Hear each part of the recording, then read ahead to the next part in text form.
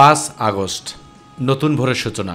শ্রাবণের বৃষ্টি স্নাত দিনে ফেসিবাদী শেখ হাসিনার পলায়নের 1 বছর উপলক্ষে জুলাই জাগরণের পূর্ণতা অর্জন প্রত্যাশার প্রাপ্তি নিয়ে রাজধানীর মানিক মিয়া এভিনিউয়ে শুরু হয় অনুষ্ঠানমালা। অনুষ্ঠানে যোগ দিতে সকাল থেকে শুরু হয় রাজনৈতিক নেতাকর্মী ও সাধারণ মানুষের জমায়েত।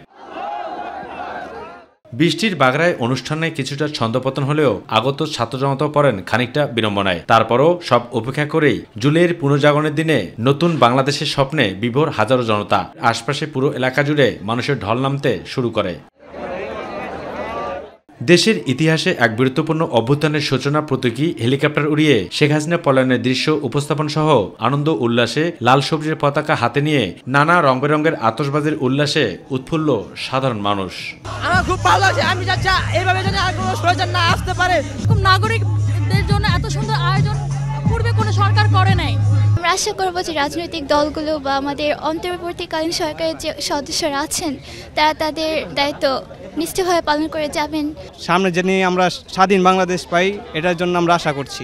দেশকে দুঃশাসন থেকে মুক্ত করার ঐতিহাসিক দিন 5 আগস্ট। সকলের দাবি একটাই, আর যেন কোনো ফেসিবাদের ঠাঁই এই বাংলার মাটিতে না হয়। আজ আপনি সনদ দিচ্ছেন, 1 বছর পূর্তি হয়ে গেল। এটা কি ব্যর্থতা না জাতি হিসাবে আমাদের?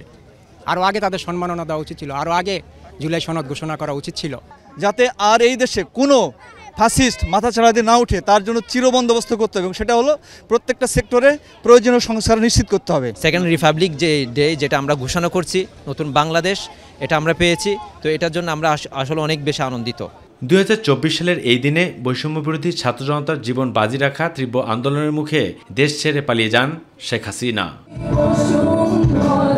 আবু সাদপু, মাই টিভি, ঢাকা।